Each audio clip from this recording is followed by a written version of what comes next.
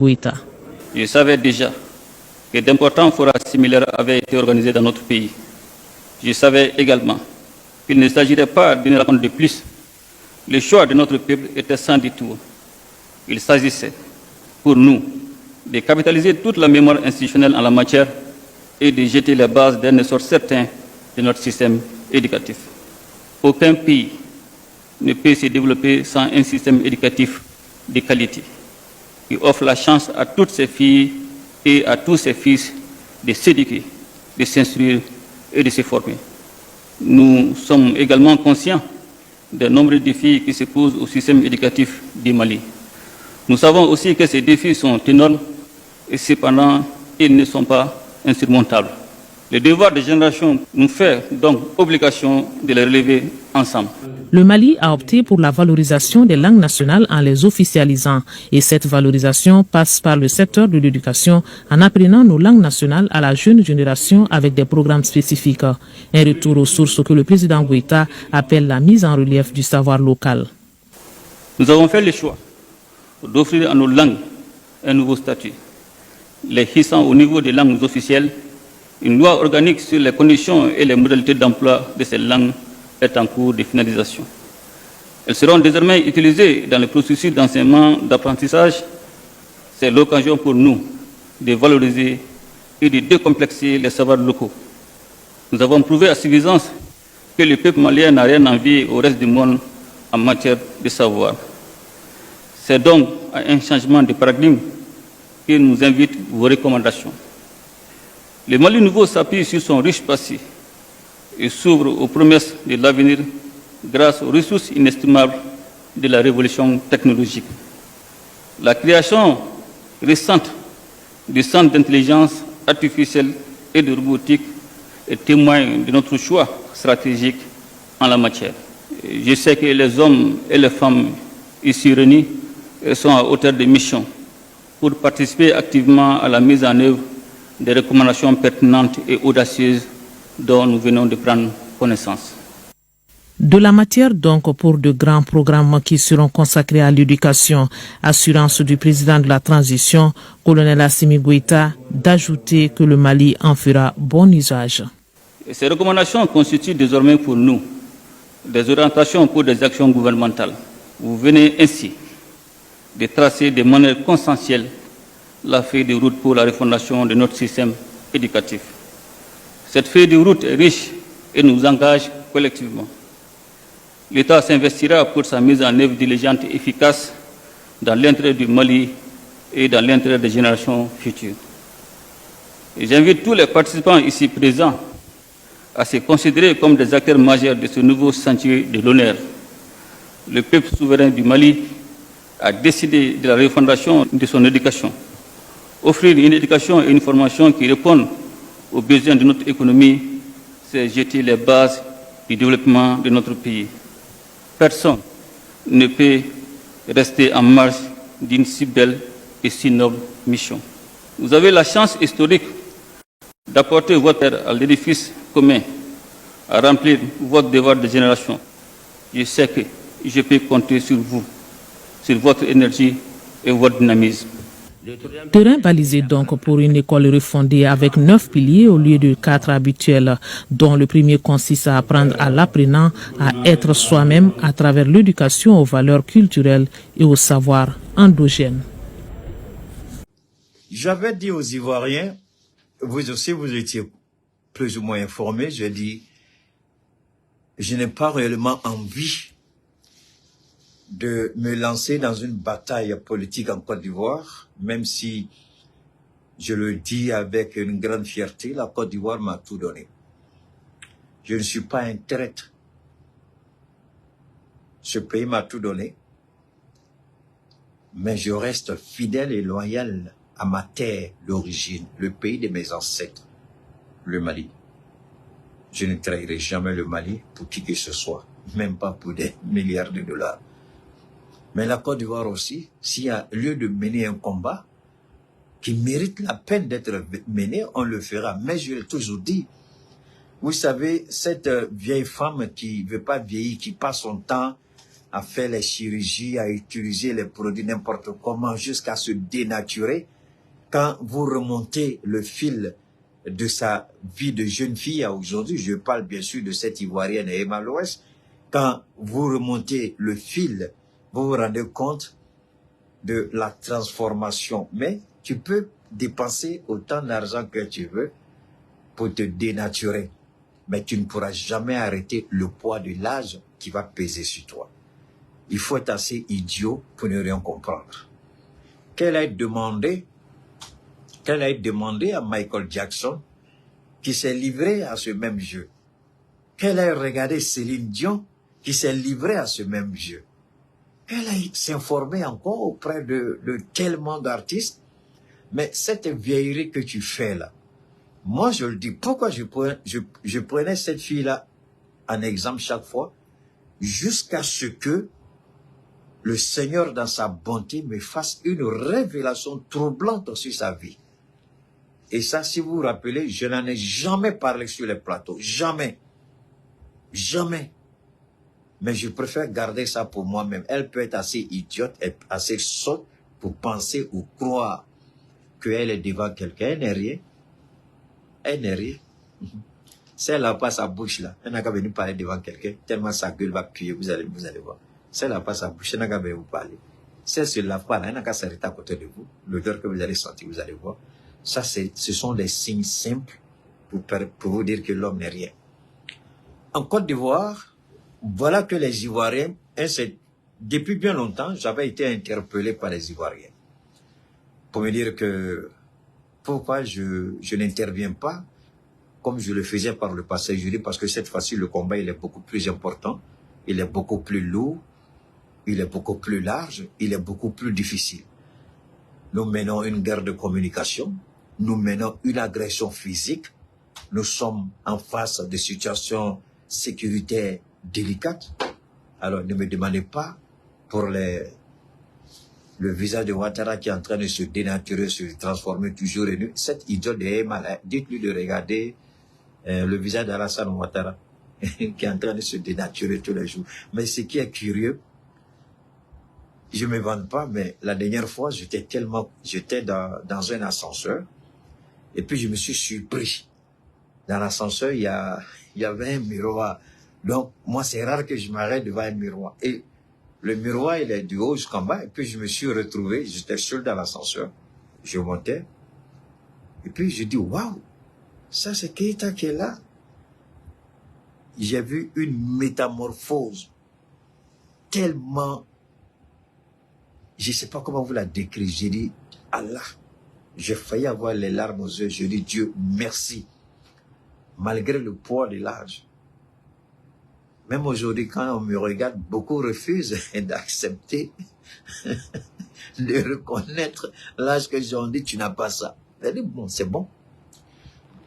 Alors, je reviens pour dire aux Ivoiriens, avant de revenir sur la déstabilisation du Sahel. Quand Tidjane Thiam est allé rendre visite à Alassane Ouattara, j'ai été interpellé. J'ai dit, c'est pas mon problème. Je suis allé voir mon jeune frère, le jeune conscient, parce que lui, je le suis beaucoup. Si vous ne le savez pas, vous pouvez le suivre aussi. Vous allez sur YouTube, le jeune conscient, il fait beaucoup de choses sur la Côte d'Ivoire et il aide beaucoup le président Gbagbo dans sa communication. Et mon jeune frère Isaac, qui a la chaîne de télévision LV TV, Résistance, que vous connaissez aussi, je l'ai vu comment il a mené le combat pour Tidjane Thiam. Mais à dire vrai, quand j'ai vu Tidjane Thiam au palais de la présidence, je me suis posé la question, qu'est-ce qui ne va pas ou quel est le problème? On m'a dit, on ne comprend pas, Tidjane a changé. Bon, vous savez, je n'ai pas pour habitude de prendre les gens au mot, mais avoir la preuve devant moi, c'est en fonction de ce qui sort de ta bouche que Keïta va te recadrer, non pas parce qu'on lui a dit. Je suis allé et puis j'ai écouté, la présidente de la République même avait publié, n'est-ce pas, la vidéo de la rencontre entre Ouattara et puis Tidjane. Et puis je regarde les propos de Tidjane, je regarde Tidjane et j'écoute ses propos. D'abord, j'ai regardé Ouattara que franchement, je ne l'avais pas reconnu. il a porté une veste, un genre de veste il n'a jamais porté ce genre de veste-là. J'étais perdu, je dis, mais attendez, pourquoi Ouattara porte une veste comme ça aujourd'hui? J'étais un peu perdu. Pourquoi il porte ça? Bon, ça c'est lui seul qui sait pourquoi. Il y a des choses qui se passent. Alors je demande aux gens d'être un peu observateurs. Alors Tidjane a parlé, et puis après j'ai une amie qui m'a appelé de la France, on a discuté. Elle dit, Keïta, c'est fini, les Ivoiriens. J'ai dit, bon, moi j'ai dit une chose aux Ivoiriens, je le répète. Seuls les Ivoiriens pourront se libérer. Tidjane Thiam, c'est un économiste. Il a fait une carrière en travaillant avec les mêmes personnes qui nous ont piégés et qui nous donnent de l'argent avec la main gauche et nous imposent un calendrier politique. Tidjane a travaillé avec ces gens. Il n'a pas travaillé pour eux, il a travaillé avec eux, c'est différent. Il n'a pas travaillé pour eux, il a travaillé avec eux. Et Tidjane Thiam aujourd'hui, il tient plus à l'image de l'homme, l'économiste, qu'il a toujours présenté à l'Occident. Donc, Tidjane Thiam, c'est vrai, c'est un grand négociateur, c'est vrai, c'est un gars de la haute finance, c'est vrai, tout ça c'est vrai. Mais est-ce que Tidjane Thiam est l'homme qui va défier Ouattara? C'est ça que les Ivoiriens doivent se demander. Est-ce que Tidjane Thiam, il est à la hauteur de défier Ouattara? Est-ce qu'il peut? Ça, je ne peux pas me prononcer là-dessus. Mais, déjà, ce que je peux dire, la manière dont c'est vrai qu'il ne va pas aller en belligérant, en belliqueux, en provocateur, en personne gonflée, orgueilleux, voir le président et puis tenir des propos discourtois, tout ça et autres, vu qu'il n'a rien demandé encore politiquement, et puis Ouattara a dit non. Alors, j'ai dit à mes interlocuteurs, ceux qui m'ont appelé, soyez patients. Il a parlé. C'est ma modeste contribution pour comprendre la démarche de Tidjane. Mais dire que je vais le soutenir avec Ouattara écraser le peuple de Côte d'Ivoire, je ne le ferai jamais. Bon, j'espère que mes amitiés avec certains amis au PDCI vont rester telles que mes amitiés avec certaines personnes au RHDP aujourd'hui. Ces amitiés-là sont restées intactes. D'autres là, ça s'est disloqué. Hein? J'ai même un de mes petits de quartier qui venait me voir, tout ça autres, mais qui aujourd'hui, je suis devenu son ennemi juré. Bon, c'est pas grave. Et il dit qu'il est musulman, hein, le petit. Il dit qu'il est musulman et il se comporte comme... Alors donc, je ne vais pas aller trop dans les choses. On a trop de choses à dire. C'est le mois de juin, on ne sera pas trop long. Il y a un élément important qu'on a développé tout à l'heure, la déstabilisation du Sahel qui est toujours en jeu. Vous avez vu un élément tout à l'heure. Alors, donc, Tidjane, il allait d'abord, se présenter comme le nouveau président du PDCRD. Il allait aussi présenter le programme des obsèques du président Arikona Bédié qui lui repose en paix. Donc, pour le moment, sur le plan politique, ils ne se sont pas encore cognés. Il a dit, je suis venu prendre conseil auprès de mon grand frère. On se connaît. Mais là où les Ivoiriens doivent faire attention, Ouattara dit qu'il a la même vision avec Tidjane Thiam. Ils ont la même vision. Et la même vision, c'est la paix. Alors, quand vous allez regarder ou écouter Plichérik Balé, quand vous écoutez Laurent Gbagbo, quand vous voyez les conditions de Soroguium, quand vous voyez les conditions de détention illégale de Soul to Soul et de tous les autres qui ont été libérés récemment, vous posez la question, est-ce la même vision que Tidjane Thiam dit avoir avec le président Ouattara? C'est ça que vous devez vous poser la question. Parce que quand Ouattara dit, ma vision pour la paix, Ouattara vous tue, Ouattara vous détruit, et puis lui, il n'a rien fait de mauvais. C'est pourquoi, monsieur le président Assimi Goïta, le Ouattara là, qui veut passer par Fort Yassingbe pour venir vous voir, pour négocier un retour à une relation plus ou moins normale, monsieur le président, on ne dit jamais non à une main tendue. C'est ce que la tradition africaine nous a enseigné. Mais on dit aussi, quand vous avez le vertige, vous vous asseyez pour ne pas tomber. Quand on vous a déjà cogné une fois, vous retenez la leçon pour éviter de recevoir un autre coup. Ouattara nous a déjà cogné à plusieurs reprises et on s'en souvient. La dernière en note qui a failli déclencher un affrontement militaire, c'était l'arrestation des 49 mercenaires négocié, libéré par le Togo de Fort Yassimé. Et arrivé en Côte d'Ivoire, il allait lui-même à l'aéroport jouer les bravetiers pour dire qu'ils sont venus au Mali, ils ont rempli leur mission. Mais quelle mission ils ont rempli? Ah là, ils ont coupé encore. Quelle mission ils ont rempli? C'est la question qu'on doit se poser. Ils ont coupé encore, je suis désolé, ça fait partie du jeu. Hein? On va sortir et plus rapidement. Hein, les gars, ne vous fâchez pas, ça fait partie aussi. C'est ça qui met un peu le piment dans le djungé, un peu de piment dans la sauce. Donc, donnez-moi juste 1 minute rapidement. Je vais mettre ça en marche. Alors, vous continuez à votre niveau de partager. OK? Moi, j'ai pris les dispositions. Bon, mais je savais pas qu'on allait couper. Bon. Assez rapidement. Donc, vous continuez de partager, s'il vous plaît, Hein? Ne baissez pas la... C'est ça aussi, de la politique. Wow. C'est un peu fort tout ça. C'est pas grave, on va aller avec. Rapidement, je vais juste mettre le groupe rapidement et puis nous balancer. Bon, mais cette fois-ci, même si le Rwandais, on va continuer le groupe. D'accord, les gars? Donnez-moi 1 seconde, je viens tout de suite.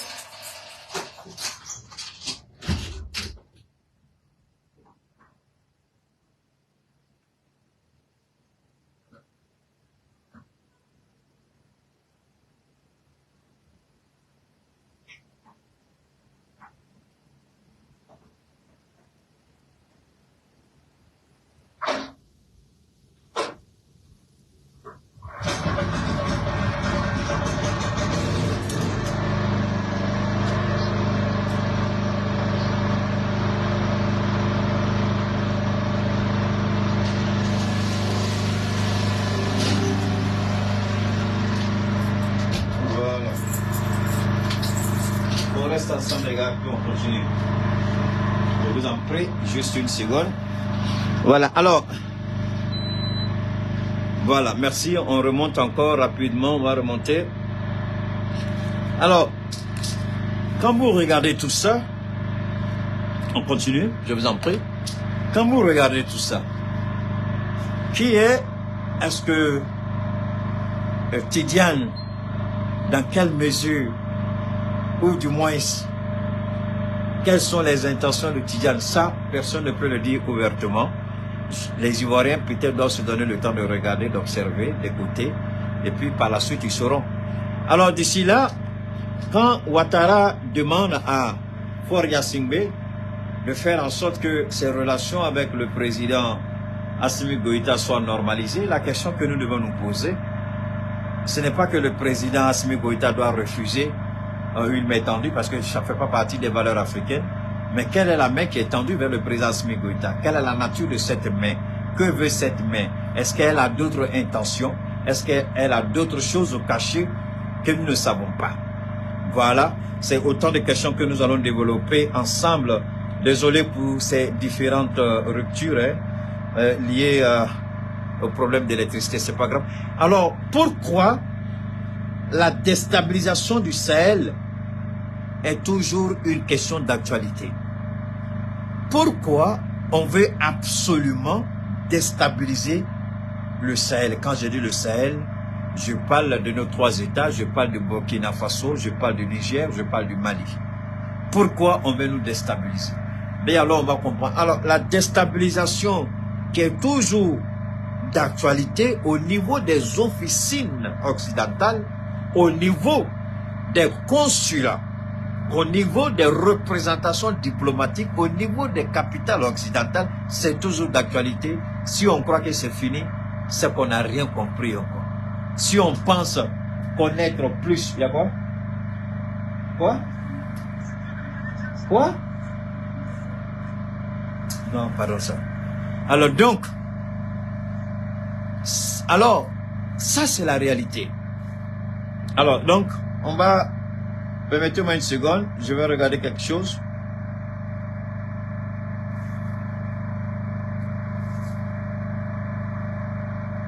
On va continuer, on reste ensemble. On va continuer. Connectez, faites monter le mercure. Faites monter le mercure et puis on continue. Voilà. La team, je viens ici de vous offrir deux messages. Entre celui du président Assimi Goïta et celui de Oumar Cheikh Keïta, vous venez ici de découvrir deux bons messages. Le premier est d'abord à féliciter, celui du président Assimi Goïta, car il décide ici de renforcer l'éducation des Maliens. Comme il a dit, tout bon pays qui veut se développer doit se pencher fortement sur l'éducation de ses enfants, de sa jeunesse, du futur.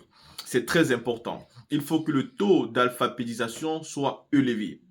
À côté de ça, il faut savoir que le président Assimi Goïta a dit que les langues nationales du pays vont être hissées au même niveau que les langues les plus parlées comme le français ou même peu importe les langues numéro 1 aujourd'hui. Et que toutes les langues pourront aujourd'hui être enseignées. Pas simplement de manière facultative, c'est-à-dire de tu veux, tu ne veux pas, tu fais. Non, ces langues-là seront vraiment enseignées au même titre que le français et que les autres langues étrangères. Et j'ai même envie de dire, si nous avons pu assimiler les langues des autres qu'on nous a importées, ça veut dire qu'on peut assimiler nos langues aussi dans les écoles, dans les écoles primaires, les maternelles, les universités. Si ça devenait donc quelque chose de courant, je pense que tout le monde serait bien content d'en parler. Vous voyez, ils ont trouvé la facilité de sortir la Bible souvent en plusieurs langues, et même à nos ethnies, on va le trouver. Mais souvent, quand ce sont des livres éducatifs, vous allez les trouver en français, en anglais, en arabe, en chinois, mais vous n'allez pas les trouver à nos ethnies. Non, non, non, non, non. Sur les Bibles, vous allez trouver une Bible à vos ethnies, hein, si vous cherchez très bien. Mais sur des documents, c'est-à-dire des livres vraiment instructifs, en ce moment-là, vous les trouvez à toutes les langues, sauf aux ethnies africaines. Et là, c'est vraiment un problème. Donc ici, le président Assimi Goïta est clair sur le fait qu'il faut vraiment approfondir l'éducation malienne, mais en utilisant aussi les langues principales du peuple du Mali.